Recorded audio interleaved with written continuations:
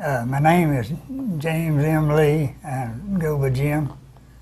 I was born in Charleston, West Virginia on December the 3rd, 1935.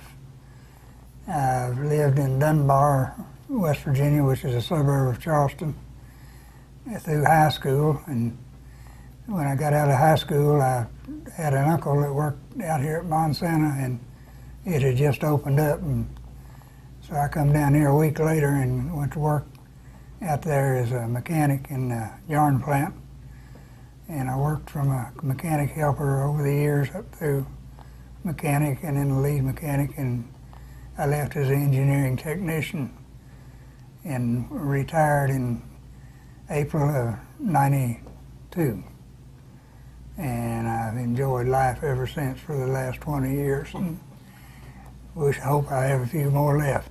But I've enjoyed, working with the credit union, and it's been a real pleasure to be involved with the people, and most all the board and officials are just like family really to me. I mean, I think as much of them as I do my own relatives. We've been together so long, and it's, I can remember back when I first got on the board in '66 that credit union assets, I think, was right at $5 million, and we had 250,000 borrowed to make loans.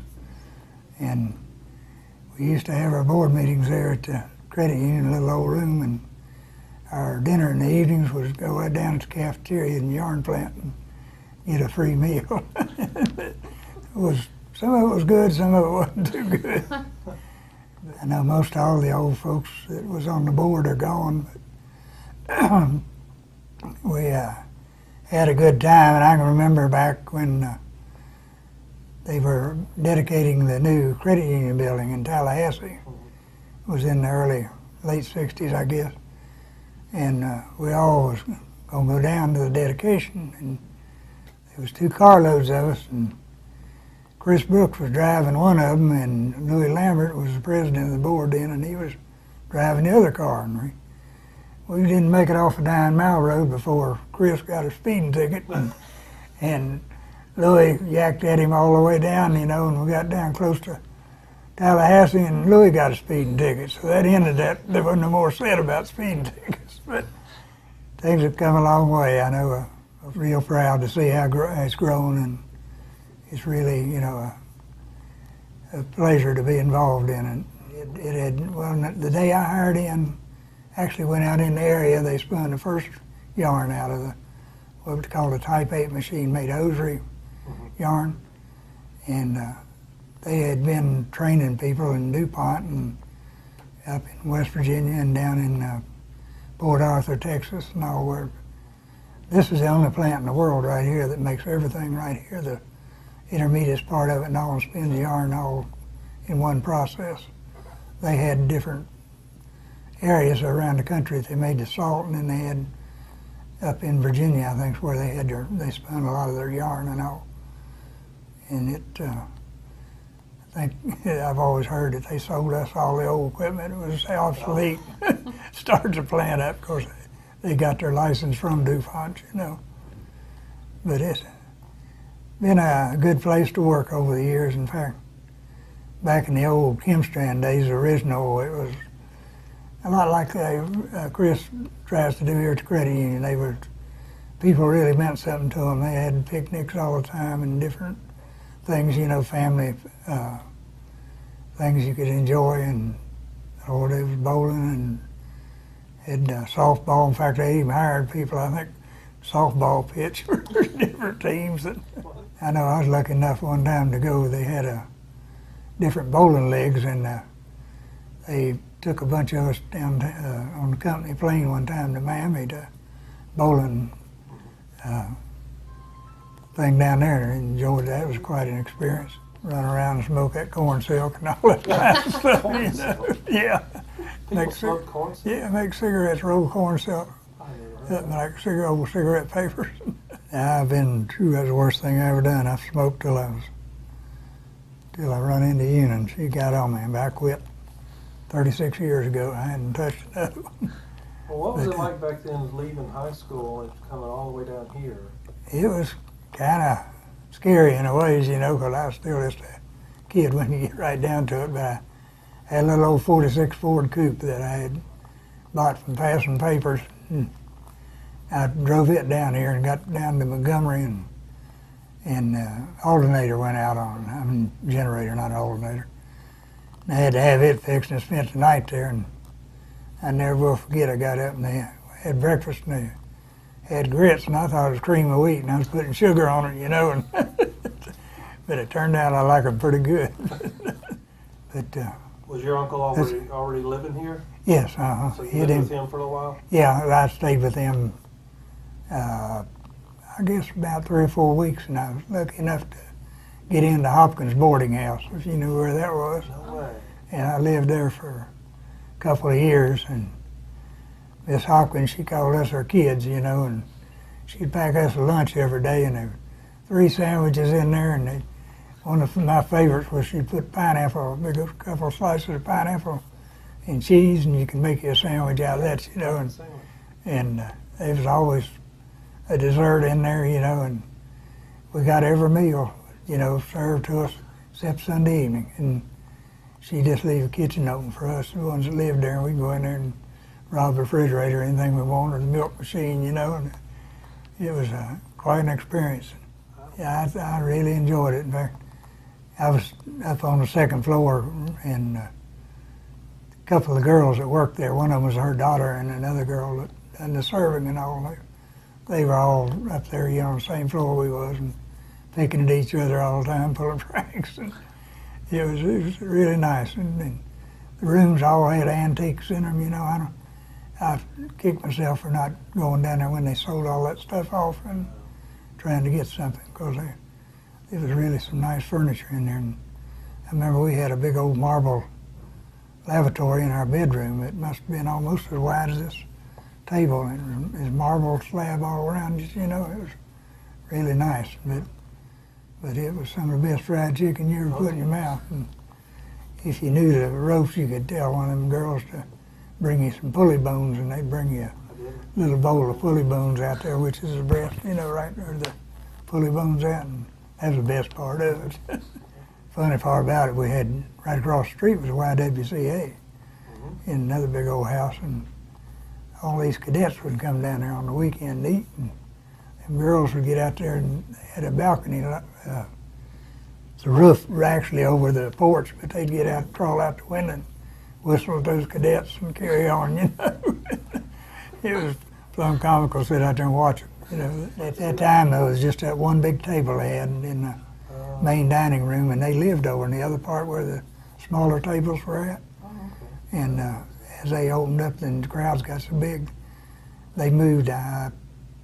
Not sure, I think they went out back. There's a couple of garage apartments out there that they had rented, and they opened all that up into tables, you know, to serve people. Yes. So where'd you two meet? We met out at the plant, and we married in '77, and Una had two children. She had Ellis and Pat, and I had 2, Doug and Fred, and we've been married now, I think 20, how many years has it been? Since '77 anyway, I had to figure it out.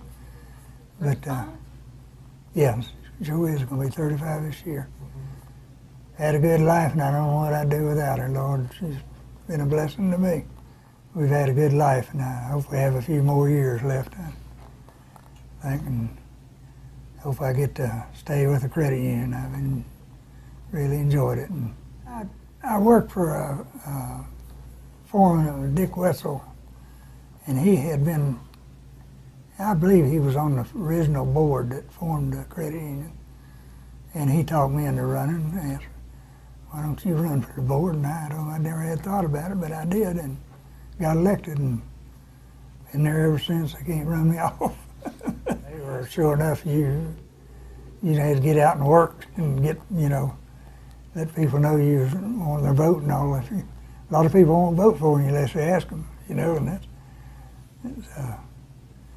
but it's been a pleasure to tell you. It's been rewarding. I can remember when first got on the board, and there was like I said, Louis Lambert was the president, and Harold Payne was the secretary. And Harold and I was on the delinquent loan committee. And we'd go out and look at these old trailers and stuff that we was repossessing and cars and things, you know, and I couldn't believe people lived the way some of those trailers looked. It was unbelievable, you know. Y'all had to Garbage. repossess them? Yeah, we'd go out and, you know, find out what. Now we'd have to get somebody else to pull them, you know, but yeah, we done a lot of that, our leg work ourselves, and that's been back, you know, when it was smaller now, and then quite a bit, but that was one of the biggest benefits they had out there, and I think everybody will tell you that. There's not any of us that didn't have a loan there as best as we could get. None of us had anything to start with, and it's put a lot of people in financial stability, you know, that didn't really have, just looking for a job about like it is now, you know, and it's been like I said, it's always been a good benefit, but it's got now, I guess, that most everybody comes to one of the local offices, you know, don't really use it out there since they closed the main building, and it was got to be just a place to get your check cashed for Daniels and different construction people, you know. It really wasn't much of a benefit to Montana people. And first, they really didn't loan that much on bigger items and all. Signature loans was about the first thing, and then they got into loaning on cars, you know, and then from that way on up. And Lord, I guess now we'll finance anything just about a person wants, you know. And, you know, it wasn't long till they started actually financing on appliances and different things. But like I said, it was pretty small then. There was like 7,500 people working out there, and it was about, you know, 5 million, so that shows you people didn't have a lot of money back then. I mean, you know, everybody was just getting a start, and, you know. I remember all the girls out there, Lord, there must have been probably 6,000 close to it, worked in the draw twist area that wore these blue uniforms, you know, and they called them Blue Angels. 311 out there, you go out the gate and there'd be sailors lined up out there waiting on the girls to come out. And, No way. yeah, it was plumb comical, you know. We had a boy I worked with, started out with, come down here from Virginia, up there where the DuPont, over the draw twist area, they have these big fan units. You could walk in, and the intake was just a great big old hole, probably 10 by 10 in the ceiling. You know, you could look right down and see the people and machines. And he liked to go up there and drop pennies down there on the floor and watch them, trying to figure out where they come from. You know, there wasn't anything to do back then, hardly just training. That's what we done for pastime. You know, originally lived in a little house trailer over on old Palafox 95A over there. There's a trailer park there in Inslee, and it was a real nice place. Fella, he was a retired commander out of the Navy, run it, you know, he and his wife owned it. And we had a little old 28-foot trailer, and they had that one boy, you know, living in it, and it was kind of cramped situation. But we got out of that, and our granddad wanted to come down here and live, so he helped me with the house, and then he had him a bedroom built on it, and stayed with us quite a bit for years until he passed away. It's just, like I told you, it's like we're having a bunch of brothers, sisters. We have all real close and think the world of each other, you know, and it's just been a godsend to me. I've enjoyed every one of them. This is some of the older ones that are gone, you know, that it's a close-knit group. I mean, you know, you can imagine, I think the youngest one's 25 years, I believe, isn't it? So we've been together quite a while, and it's just as close, like I say, as a family, and probably more so. We'd see each other more than you would brothers or sisters if they didn't live here in town, you know. Like I said, I think, you know, we all look at y'all as family instead of somebody that works here for us or something like that. I mean, we care about everybody and the employees and love them just like, you know, they're part of us. And I wouldn't have it any other way, and I don't think any of them on the board feel, you know, have felt that. And we've had managers in the past, I guess, that didn't kind of look at it that way, because they're not with us anymore. But I think Chris is like I said, I think the good Lord sent him to us because we sure needed somebody, and he is. You can see how it's grown and all. And I hope y'all think the world of him. I don't know, but seems everybody seems real happy, and that's. He's one of the most caring persons I've ever seen, as far as, Lord, he treats us like I don't know how to say it, but he can't do enough for us and taking care of us, and, and he feels the same way with employees. I mean, he fights for them and gets good bonuses and raises and things they do and all that. We've never had a manager do that. He's usually the other way around, trying to save a penny everywhere. And he's really a people person, I think, Like I said, I think all the board will tell you the same thing, that we go off on these trips and we tell everybody what a sorry manager we've got, and hoping they won't try to get him. I feel like, that in the near future we're going to be doing a lot of electronic business rather than, with cell phones and this and that like the young people. We're going to have to start going that direction, and I still feel like a lot of people say we won't need branches anymore, but I think we will. There's too many people that like to do eye contact and do their business talking to somebody, and so far it's proved to be true, but I think, that's what Chris has been working on real lately, is trying to stay up with all this new technology and all that's come out, and a lot of our workshops we go to, are in that direction. So it's coming whether we want it or not. As older folks, it's kind of hard to fool with Facebook and all this stuff that's out. That's the younger generation, I guess. If we want to stay up, we're going to learn it too. I see, the credit is really growing. I think it's just now getting where it's going. When this economic situation gets a little better, I think it's going to really, wouldn't be surprised if we're not up to $1 billion for too long, a few years.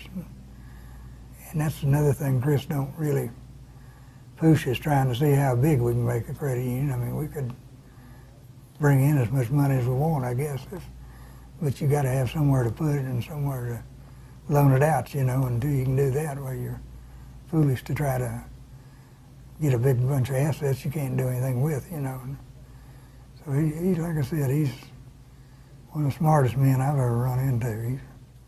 I never believed, I forget what it was, we sold this corner for an hour out here, I think it was over $1 million, little old service station sit there, and when we bought this place,